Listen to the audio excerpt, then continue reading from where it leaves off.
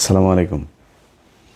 ঢাকা শহরের যে কোনো একটা আসনের একজন নারী, তিনার শ্বশুর এবার নির্বাচনে প্রতিদ্বন্দ্বিতা করছেন। তো তিনি তার কিছু নেতাকর্মীদেরকে নিয়ে তাদের এক অফিসের ভেতরে, অফিসে না, তার এক বাসায় তারা এক মিটিং করছে। তো সেই মিটিংয়ের ভেতরে এটা কিছু ভিডিও ফুটেজও আমার কাছে এসছে। তো ভিডিও ফুটেজটা সব শেষ তিনি দিতে না করেছেন, কারণ হলো ওইখানে খুব স্বল্প সংখ্যক মানুষ ছিল, আর রুমে সিসি ক্যামেরা ছিল, তারা খুঁজে বের করে ফেলতে পারে যে কোন ভিডিওটা আমার কাছে এসছে। তো ভিডিওটা আর দিচ্ছি না। যাক, এরকম মনে হয় আপনাদের এলাকাতেও হয়তো অনেকের এরকম কর্মশালা চালু হয়েছে।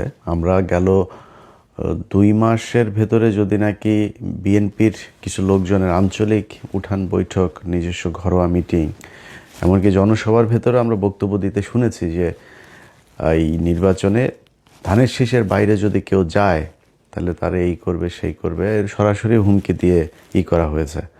আবার হিন্দু ভোটারদের বাড়িতে গিয়ে আপনার দেখলাম তাদেরকে হুমকি দেওয়া হচ্ছে যে তোরা তো আওয়ামী লীগ করতেই, তোরা ভোট কেন্দ্রে যাওয়ার দরকার নেই, আর ভোট কেন্দ্রে গেলেই সামনে এসে তারপরে দিতে হবে, এই ভোট দেওয়া লাগবে, সিল মারা লাগবে, এরকম নানান ধরনের হুমকি টমকি দিচ্ছে। আওয়ামী লীগের লোকজনকেও এরকম হুমকি ধমকি দিচ্ছেন। তো এইসবের প্রেক্ষিতে একটা মানে কনক্লুশনে আসা যায় যে বিএনপি চেষ্টা করবে যে তারা নির্বাচনের দিন ভোট কেন্দ্রে নানান ধরনের কারচুপি করার, জোরপূর্বক মানুষকে সিল মারতে বাধ্য করা। তো বাংলাদেশের মানুষের কাছে আমার অনুরোধ থাকবে যে আপনাদের এই দেশের প্রতি অনেক দায়িত্ব আছে। ধরেন আপনি আমেরিকাতে যদি বা পশ্চিমা যেসব দেশের আপনারা অনেক ভিডিওতে সুন্দর সুন্দর শহর দেখেন, এখানে মানুষ অনেক দায়িত্ব পালন করে তার হাতে। কারণ আমি নিজেও ঢাকা শহরে যখন ছিলাম, পানির বোতল দিয়ে পানি খেয়ে ধরেন পানি শেষ হয়েছে, সেটারে ফুটবলের মতো লাথি মেরে আরেক দিকে ফেলে দিয়েছে। চকলেটের খোসা, সিগারেট, এইসব। তো এটা খুবই সহজ একটা জিনিস। হাতের কাগজ, বিশেষ করে পলিথিন জাতীয় যেসব জিনিস আছে সেগুলো আমরা কিছুই মনে করতাম না, চিপসের প্যাকেট। তো এটা এখানকার পশ্চিমা দেশের যেখানে সুন্দর সুন্দর শহর দেখেন, দেশ দেখেন, তারা এটা করে না। তাদের রাস্তার মোড়ে মোড়ে আপনার ডাস্টবিন আছে, সেখানে মানুষ নির্দিষ্ট জায়গায় ময়লা ফেলে।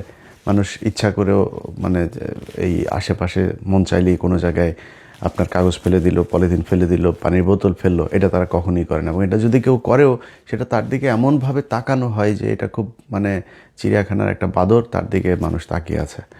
সো আপনাদের অনেক দায়িত্ব আছে। আপনার এই দেশ যদি আপনার এই যে বর্ষার সময় পানি বন্দি হয়, আপনার নিজের ফেলা কাগজ, আপনার নিজের ফেলা পলিথিন, আপনার নিজের ফেলা চিপসের প্যাকেট, বোতল, এগুলো গিয়ে তারপরে ম্যানহোলের ঢাকনা বন্ধ হয়, তারপরে পাইপ বন্ধ হয়ে সেখানে আপনার পানি আটকায়।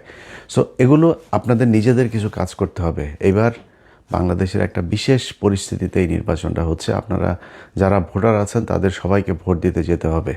অনেক কাজ থাকলেও আপনার কেউ যদি মনে করেন না আমি না গেলে সমস্যা কি, আরেকজন যাবে, আরেকজনও তো সেটা মনে করতে পারে যে সে না গেলে সমস্যা কি, আরেকজন যেতে পারে। সো এই জিনিসটা আপনারা করবেন না, সবাই ভোট দিতে যাবেন। এবং ভোট দিতে গিয়ে সেখানে যদি নাকি আপনাকে জোরপূর্বক কোনো কথাবার্তা কেউ যদি বলে, কোনো কিছু করাতে চায়, আশপাশে সাংবাদিক থাকবে, মিডিয়া কর্মী থাকবে, আপনার নিজের ফোন আছে, আপনি নিজের ফোনটা তাকে ধরবেন। আপনাদের প্রতিটি মানুষকে এক একজন সাংবাদিকের ভূমিকা পালন করতে হবে। যে এখানে কেউ আপনাকে ডেকে এনে তারপরে বললো এই যে আপনার ভোটার আইডি কার্ড দেন, আপনার দেন, আপনার নাম্বার নিয়ে গেল, বা আপনার বললো যে আমার সামনে ভোট দাও বা এই মার্কায় ভোট দাও। কোনো দলকে, আমি কোনো বিশেষ দলের পক্ষে বলছি না, কোনো দলকে, কোনো দলের প্রার্থী, সেটা জামাতের কোনো প্রার্থীও যদি হয় তাকে ধরবেন, তাকে ধরে সেগুলিই করবেন। আচ্ছা, নির্বাচনের দিন আমার যেই ইমেলটা আপনাদের কাছে আছে 15 মিনিটস বিডি, আমি স্পেলিং করি আপনার 15minutesbd@gmail.com, 15minutesbd.com। @gmail.com। এখানে আপনারা গুরুত্বপূর্ণ ভিডিও নির্বাচনের দিন পাঠাতে পারবেন। আপনাদের পাঠানো ভিডিওগুলো আমরা প্রচার করব। সো সবাই ওই দিন নিজেদের চোখ কান খোলা রাখবেন, নিজের ফোনটা হাতে রাখবেন, কোনো কিছু ঘটলেই সেগুলো ভিডিও ধারণ করবেন। যে কোনো অনিয়ম কারচুপি যে দলই করতে চাক সেটা আপনারা আমাদেরকে পাঠাবেন। এখন বিএনপিকে কিছু জিনিস বলি। ধরেন বিএনপির যেই আচার আচরণ, এটার সাথে 2018 সালের যে নির্বাচন সেটার কিছুটা মিল পাওয়া যায়। 2018 সালের নির্বাচনে এই যে আজকের চান্দা আব্বাস যিনি বিশাল ক্ষমতার অধিকারী, এখন নিজের বিরাট ভাবসাব মাস্তানি করে, এই যে সেখানে এমপি প্রার্থী নাসির উদ্দিন পাটোয়ারি, সহজ সরল একটা মানুষ, এর উপরে ডিম মারে, এখানে মারধর করে, ওইখানে ধাক্কাধাক্কি করে, নানান ধরনের সমস্যা তৈরি করছে তার প্রচারণায়। তো এই চান্দা আব্বাস নিজেরা এখন বিশাল ক্ষমতাশালী মনে করছে, অথচ এই চান্দা আব্বাসকে 2018 সালে বউ শুদ্ধ দৌড়ায় নাই। আওয়ামী লীগের ন্যাংটা পোলাপান এরা দৌড়ায় নাই এই বউ শুদ্ধ দুইটারে। যদিও সেই নির্বাচনে মির্জা আব্বাস এই আওয়ামী লীগের সাথে আতাত করেই তিনি হ্যাডম দেখিয়েছিলেন, কি হবে, কতটুকু যাবে, কতটুকু গেলে কি হবে, এগুলো সব কিছু তাদের পাতানো। ধরেন কোনো এমপি মন্ত্রী কেউ বের হইতে পারে নাই বিএনপির, শুধু মির্জা আব্বাস আর চান্দা আব্বাসের বউ, ওনারা বের হতে পেরেছেন। সো আমরা এগুলি বুঝি। উনি পুরো আওয়ামী লীগের সময় ওনার ঢাকা ব্যাংকের পুরো প্রফিট নিয়ে তারপরে বাজার করেছেন। তো তিনি সেই নির্বাচনে গিয়েছেন, আর আওয়ামী লীগ তাকে এমনিতেই তিনি এইভাবে সাহস দেখিয়ে তারপর গিয়েছেন, এটা না। এরপরে কত কান্নাকাটি মিডিয়াতে, এগুলো আপনারা মির্জা আব্বাসের দেখেছেন। আজকে তাদের বিশাল ক্ষমতা। তো এই যে ক্ষমতাগুলো দেখাচ্ছে, 2018 সালে আওয়ামী লীগ ঠিক একই ধরনের ক্ষমতা দেখিয়েছে, কিন্তু সেই আওয়ামী লীগ যে ক্ষমতাটা দেখিয়েছিল সেটার সাথে এইবারের পরিস্থিতির বিস্তর ফারাক। আপনি আওয়ামী লীগ যা করেছিল সেটা বিএনপির পক্ষে বা জামাতের পক্ষে করা সম্ভব না। কেন সম্ভব না সেটা বলি। ধরেন 2018 সালে বিএনপির যে প্রার্থীরা ছিল তাদের নির্বাচনে নিয়ে আসা হয়েছিল মূলত পার্টিসিপেটরি একটা ইলেকশন হবে, ইনক্লুসিভ একটা ইলেকশন হচ্ছে, এটা ইন্টারন্যাশনাল মিডিয়াকে দেখানোর জন্য, যারা নির্বাচন অবজারভার যারা আছে তাদেরকে দেখানোর জন্য, তারপরে বিভিন্ন সংস্থাকে দেখানোর জন্য যে এই যে দেখো সবাই নির্বাচনে অংশ নিয়েছে। এবং তাদের সাথে এক রকমের এই যে মির্জা ফখরুল, তারপরে এই যে ডক্টর কামাল, 73-এর চোরাই এমপি, তারপরে হইল গিয়া এই যে গামছা ডাকাত, ওই যে কাদের সিদ্দিকী, তো এই কাদের সিদ্দিকী টিদ্দিকি, এগুলো সব মিলে আওয়ামী লীগের সাথে একটা কনস্পিরেসি করে তারপর বিএনপিকে নির্বাচনে নিয়ে গেল। সেই নির্বাচনের ফলাফল কি ঘটেছিল, সেই আলোচনার নামে, সংলাপের নামে শেখ হাসিনা কি নাটক করেছিল আপনাদের সব মনে আছে। তাদের সবার স্বপ্ন ছিল যে নির্বাচনের দিন সব মানুষ নেমে আসবে, এসে তারপরে একটা কিছু করবে।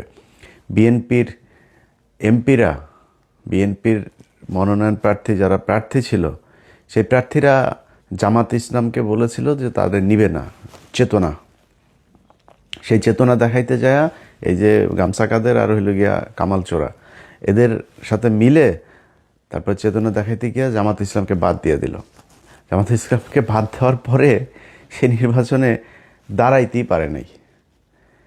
মানে গণফোরাম এই কামাল চোরার আর ওই গামছা কাদেরের দলে এদের পরিবারের মানুষ ছাড়া তো আর কেউ নাই।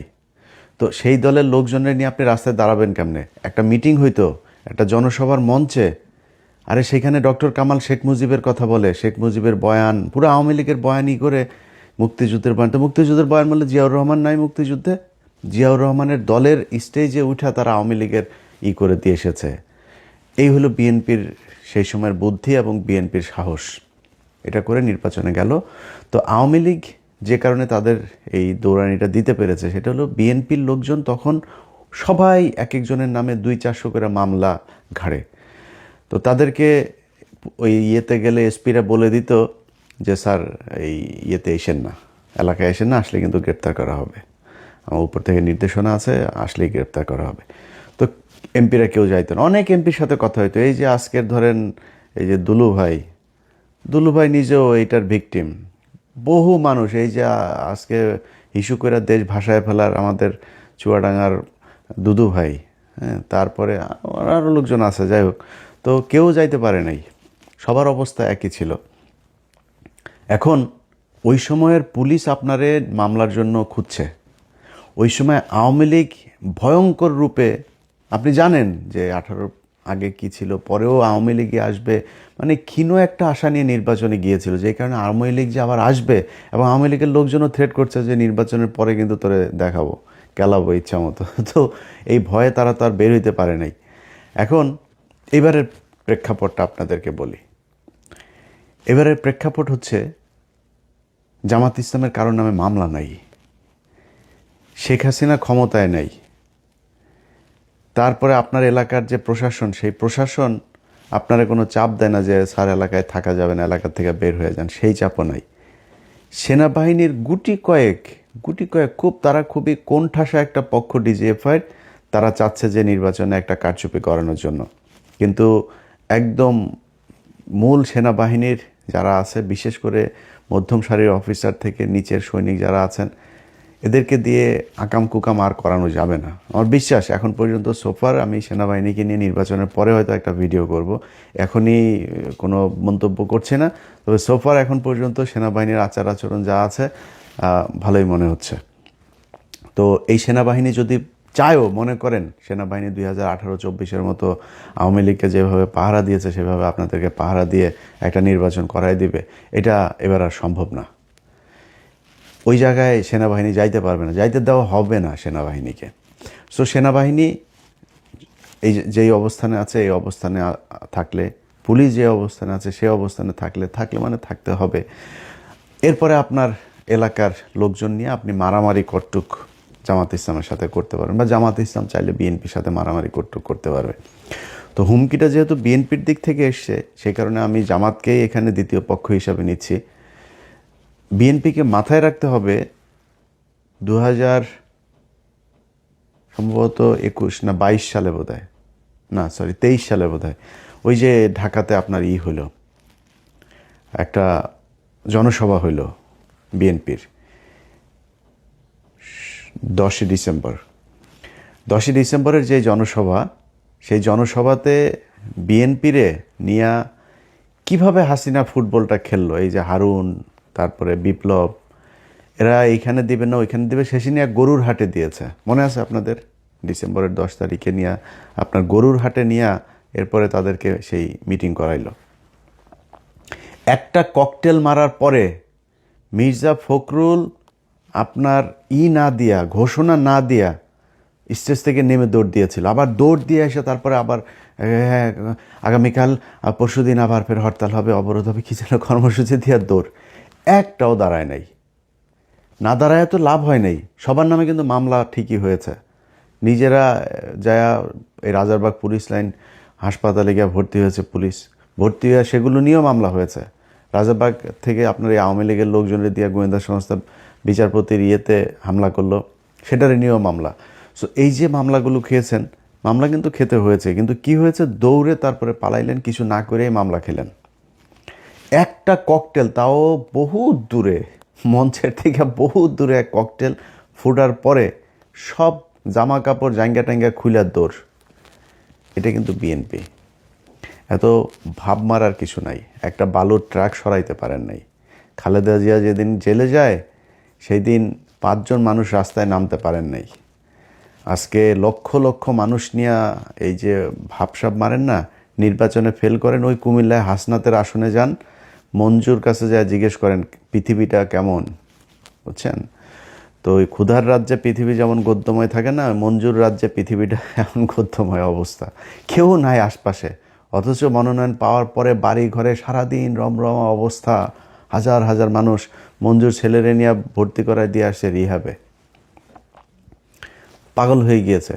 তো তাদের কাছে যা জিজ্ঞেস করেন নেতাকর্মীরা কীরকম, এটা বাংলাদেশের মানুষের স্বভাব চরিত্র। যখন আপনার অবস্থা ভালো থাকবে আপনার পিছে পিছে দৌড়াবে ইচ্ছা মতো, অবস্থা ভালো থাকবে না তখন আর পিছনে কারোরে পাবে না।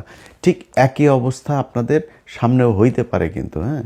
সো পিছনের দিকে একটু খেয়াল রেখে তারপরে সামনের পদক্ষেপ নিয়েন, তাইলে খুব সুবিধা হবে। আগে বালুর ট্রাক সরাইতে পারেন নাই, নির্বাচনের দিনে 2018 সালে মাঠে আসতে পারেন নাই আওয়ামী লীগের প্যাদানির ভয়ে, সেই ব্যক্তিরা এখন এত ভাব মাইরা কথাবার্তা বলবেন আর জামাতে ইসলাম বসে বসে লেমন চুষ খাবে, এটা মনে করার কোনো কারণ নাই। আওয়ামী লীগে এই জামাতে ইসলামকে আপনার করতে হলে যেই পরিমাণে শক্তি আপনার প্রয়োজন ওই পরিমাণের শক্তি আপনার নাই। জামাতি আপনাদের এইটার পরে জামাতের এক ক্যান্ডিডেটের সাথে কথা হচ্ছিল, দীর্ঘদিন জেল খেটেছেন সেই ক্যান্ডিডেট, তারপরেও তাদেরকে নোয়ানো যায়নি। তো আমি তারা বলার পরে ভাই আমার বলতেছে যে ইলিয়াস ভাই আপনি টেনশন করেন না, পাছার চামড়া লাল করে দেওয়া হবে এবার যদি ভোট কেন্দ্রে কেউ আকাম কুকাম করতে আসে। বহুত পরিকল্পনা নিয়ে তারপরে জামাতে ইসলাম মাঠে আছে, তার সাথে সাধারণ মানুষ, সাংবাদিক, প্রশাসন সবাই আছে। এইখানে যায়া আকাম কুকাম করে তারপরে ভোট জোর করে নিয়ে চলে আসবেন, এটা মনে করার কোনো কারণ নেই। এই চিন্তা থেকে বের হইয়া কি করা যায় সেই চিন্তা করেন, কেমনে জিতা যায়, অন্য কোনো রাস্তাঘাট যদি থাকে ওই দিক থেকে চিন্তা করে আসেন। এই এমনে জোর করে তারপরে করবেন, এটা মনে করার কোনো কারণ নেই। আর সব শেষ প্রশাসনের ভাইদেরকে বলি, প্রশাসনের কিছু কিছু লোকজন এই আজকে দেখলাম যে সালাউদ্দিনের স্টেজে এক জজ সাহেব আপনার দাঁড়ায় আছে। আপনার তো এনে কাজ নেই ভাই, আকাম কুকাম জাউরামি আওয়ামী লীগের আমলে বহুত করছেন, আর জাউরামি করতে যায়েন না। এর বাইরে কিছু পুলিশের এসপি, কিছু ডিসি আছেন, যারা যারা মনে করছেন বিশেষ কোনো দল ক্ষমতায় চলে আসছে। আমরা কিন্তু এখনও ওইভাবে মাঠে নামি নেই। আমরা মাঠে নামবো 10 তারিখ রাত 10টায়। আমরা একটা লাইভে আসবো, ডক্টর কনক সারোয়ার, তারপরে পিনাকি ভট্টাচার্য আর আমরা একটা লাইভে আসবো। আমরা 10 তারিখ থেকে ক্যাম্পেইন মূলত শুরু করবো। সো ক্যাম্পেইন কিন্তু এখনও শুরু করিনি। আপনাদের এই কয়দিন দেখলাম পরিস্থিতিটা কি, কোন দিকে যায়, কাদের কি অবস্থা, ওটা দেখে এখন নামছি আমরা। সো এখন যদি নাকি এই 10 তারিখের পর থেকে অলরেডি আপনারা মাঠে যারা আছেন তারা নিজেরাই বুঝেন কোন দিকে মানুষ কারে ভোট দিতে চাইতেছে। আমরা আর বলি না, অনেকে কাউকে 30টা দিয়েছে, কাউকে 280টা দিয়েছে। আমরা ওই ক্যালকুলেশনে এখন যাচ্ছি না, ক্যালকুলেশনে যাব, সময় আছে এখনও, এত তাড়াহুড়া করেন না। প্রশাসনের যারা মনে করছেন যে কেউ একজন ক্ষমতায় চলে আসে এটা মনে করে তারপরে লুঙ্গি ধরে পেছনে পেছনে পা চেটে পোঙা টোঙা চেটে তারপরে পেছনে পেছনে ঘুরছেন, এই পোঙা চাটা যেগুলি আপনার এই প্রশাসনের লোকজন আছেন তাদেরকে বলবো 5 তারিখে যে রেহাইটা পেয়েছেন না, এটা সামনের পরিস্থিতি যদি আসে তাহলে ওই রেহাইটা পাবেন না, এই আর সুযোগ আপনাদেরকে দেওয়া হবে না। ঠিক একইভাবে গণমাধ্যমের অনেক লোকজন আছেন, তাদের ভিতরেও যারা যারা কিনা বিশেষ বিশেষ দলের হয়ে তারপরে কাজ করার চেষ্টা করে যাচ্ছেন, তাদের আসল রূপ আমরা জানি কে কোন দিকের। সো তারা আমি বিশ্বাস করি যে একটু সাবধান হয়ে করবেন। রাস্তাঘাটের অবস্থা কি এটা আপনারা যেহেতু সাংবাদিকতা করেন আপনারা খুব ভালো করে জানেন মানুষ কাদেরকে ভোট দিতে চায়, কি করে। মানুষের কাছে জিজ্ঞেস করলে ভাই কোনো কথা নাই, মানুষের কাছে জিজ্ঞেস করলে কথা একটাই, ভাই আমরা এবার চাঁদাবাজে ভোট দিব না। আর এইটা বলার সাথে সাথে একটা দল বোঝা যায় যে ভোটটা আসলে কারে দিবে। সো ভোট কারে দিবে এটা আপনিও জানেন, আমিও জানি, আমরাও জানি। একটা নীরব বিপ্লব ঘটবে, এই দেশের মানুষ ভারতের বিরুদ্ধে রায় দিবে, চাঁদাবাজদের বিরুদ্ধে রায় দিবে, টেন্ডারবাজদের বিরুদ্ধে রায় দিবে, ধর্ষকদের বিরুদ্ধে রায় দিবে, হাদির হত্যাকারীদেরকে যারা সহায়তা করেছে, যারা হাদির বিপক্ষে দাঁড়িয়েছে তাদেরকে রায় দিবে, যারা জুলাই সনদের বিপক্ষে দাঁড়িয়েছে তাদের বিরুদ্ধে রায় দিবে, যারা ভারতের সাথে এই মিলেমিশে ভারতীয় যেসব হ্যাকার আছে তাদেরকে টাকা পয়সা দিয়ে একটা রাজনৈতিক দলের শীর্ষ ব্যক্তির টুইটার অ্যাকাউন্ট হ্যাক করায়, তাদের বিরুদ্ধে বাংলাদেশের মানুষ রায় দেবে, এটা আমাদের বিশ্বাস। সবাই ভালো থাকবেন। যারা যারা সবশেষ আবারও বলি এই কেন্দ্র দখলের এই স্বপ্নদোষ নিয়ে ঘুমাচ্ছেন তাদেরকে বলবো কাপড় চোপড় খুইলা সুন্দর করে ধুয়া টুয়া তারপরে পাক পবিত্র হইয়া এরপরে যায়েন, কেন্দ্রে যায়েন, তাহলে কিন্তু পাছা লাল করিয়া দিবে।